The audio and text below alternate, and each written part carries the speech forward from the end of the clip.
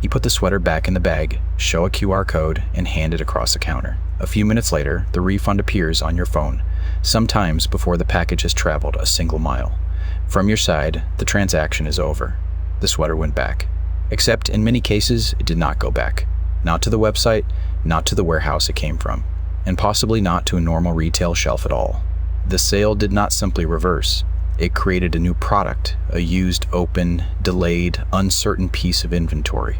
And now a hidden machine has to decide what that product is still worth. In 2025, U.S. retailers expected customers to return roughly $850 billion in merchandise. For online purchases, the expected return rate was 19.3%, nearly one item in five by value, according to the National Retail Federation.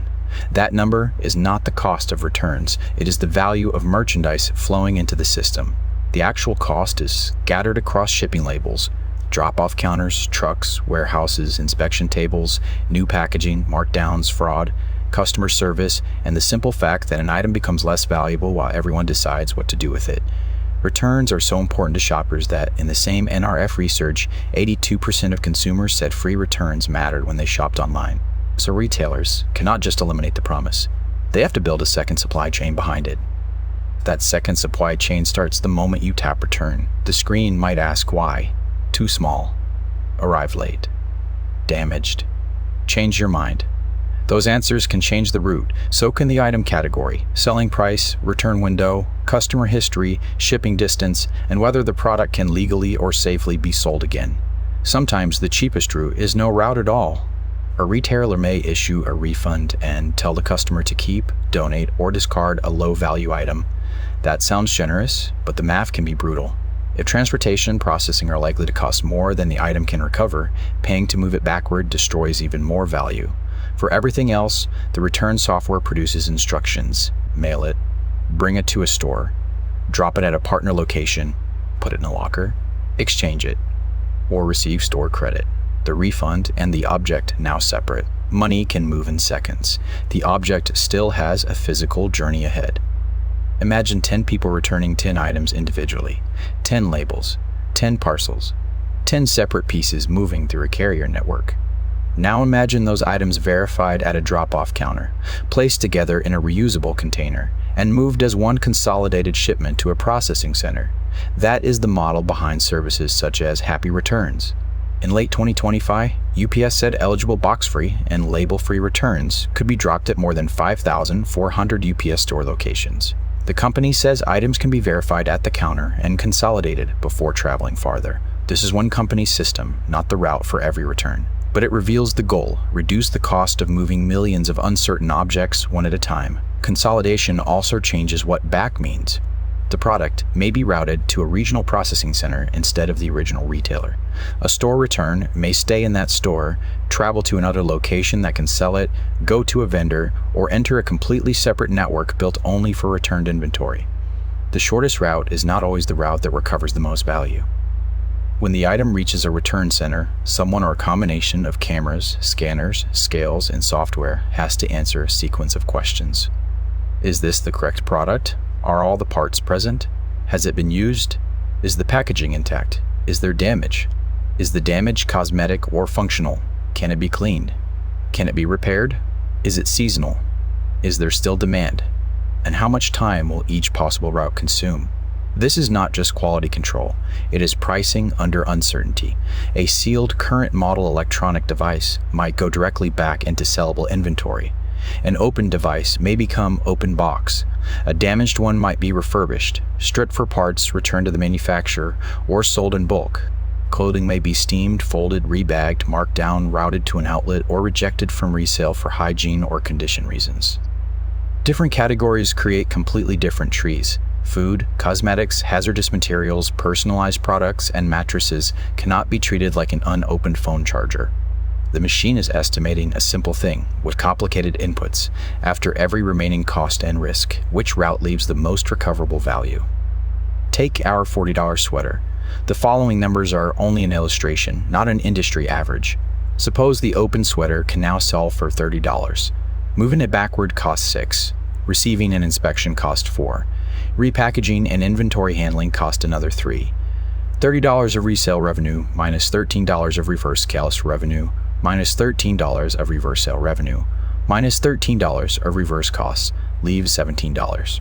And that is before the original cost of the sweater, the first delivery, marketing, payment fees, overhead, or the $40 refund already issued to the customer.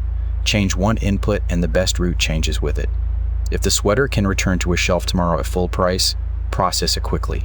If winter ends next week, a slow inspection may destroy more value than a fast markdown. If the sweater is worth $12 instead of $40, shipping it back may make no sense. If dozens of identical items arrive together, selling them as one lot may beat photographing and listing each piece. Returns are not merely a logistics problem. They are a race between information and depreciation. The longer the system takes to identify the item's condition and next buyer, the more likely the profitable doors close. This is where a second market appears. Items that are inefficient for a major retailer to inspect, repair, list, and ship one by one may still be valuable to someone else. Returned, overstocked, and excess merchandise can be bundled into cases, pallets, or truckloads and sold through liquidation marketplaces. The buyer might be a discount store, an online reseller, a flea market vendor, an exporter, a repair business, or someone taking a calculated risk on a mixed pallet. The original retailer accepts a lower recovery in exchange for speed and simplicity. The buyer accepts uncertainty in exchange for a lower price. That uncertainty is part of the product. A manifest may describe the lot, but condition can vary. Some items will be nearly new. Some will need repair. Some will be missing parts. Some will never sell. The liquidation market does not erase the loss created by a return. It redistributes the work and risk to businesses with a different cost structure. This is why a product can leave a premium website, pass through a return center, appear on a pallet auction, and finally show up months later in a discount shop that has no obvious connection to the original seller. The product did not go backward. It moved down a different ladder of buyers. Not every item finds another buyer. Some returns can be donated. Some materials can be recycled. Some products are disassembled for parts. Others are rejected because of damage, contamination, safety rules, missing components, or because the labor required to recover them costs more than the result.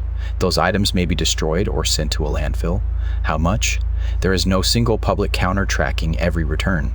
One reverse logistics company, Optoro, estimated that returns generated 8.4 billion pounds of landfill waste in 2023. That is a vendor estimate, not government data, and it should not be mistaken for proof that every return package becomes trash. But the pressure is real. A system optimized for easy outbound shopping can create awkward inbound objects, unpackaged, low value, one at a time, and traveling in the wrong direction. Retailers can reduce that pressure with better product information, sizing tools, consolidated drop-offs, repair, resale, smarter disposition, and keep-it decisions when moving the item would create more cost than value. The cleanest return is still the one that never had to happen. If the system is this expensive, why do retailers keep making returns so easy? Because the return policy begins working before the purchase. When a customer does not know whether a size will fit, a product will match the photo, or a gift will land well, a free return reduces the perceived risk of clicking buy. The policy is part of the sales funnel. It can increase conversion, confidence, and loyalty, even though the costs arise later in another department. That creates a strange incentive. The easier the return promise, the more attractive the purchase. The more purchases it unlocks, the more reverse capacity the retailer needs. In the return center, carrier, software provider, refurbisher, liquidator, and reseller all become part of the product experience, even though the customer rarely sees them. Retailers respond by changing the edges of the promise. Shorter windows, paid mail returns but free store returns. Membership benefits, restocking fees, instant exchanges, returnless refunds, more fraud checks. The return policy is not simply generosity. It is a customer acquisition tool with a logistics bill attached. There is one more input in the decision tree: trust. The National Retail Federation estimated that 9% of returns in 2025 would be fraudulent. That does not mean 9% of shoppers are fraudsters. It means retailers believe a meaningful share of returned merchandise value is connected to behaviors such as sending back a different item, returning used goods as new, using stolen receipts, or exploiting policy gaps. Fraud changes legitimate returns too. More identity checks, more questions, slower refunds, tighter windows. different options for different orders or customers. This is why two people returning the same product may not receive the same instructions. The software is not only estimating the object's recovery value, it is estimating the risk of the transaction itself. Ease and control are constantly pulling against each other. Make returns too difficult and customers leave. Make them frictionless without limits and losses grow. The invisible machine exists to make that trade before a human has time to examine every case. So, let us return to the sweater. The refund on your phone made the transaction look reversible, but physical commerce is not an undo button. The sweater might go back to a shelf. It might move to another store, an outlet, a refurbisher, a donation partner, a recycling stream, a liquidation pallet, or a landfill. It might never leave your house. Every route depends on the item, its condition, its timing, its location, and the cost of learning what it is worth now. That is the hidden business behind a free return, not moving products backward, but making fast decisions about damaged value. The next time a refund arrives before the package moves, remember that your side of the transaction may be finished. The machine's work has just begun. If you want to see the systems underneath the products and platforms you use every day, subscribe to Margins and Machines.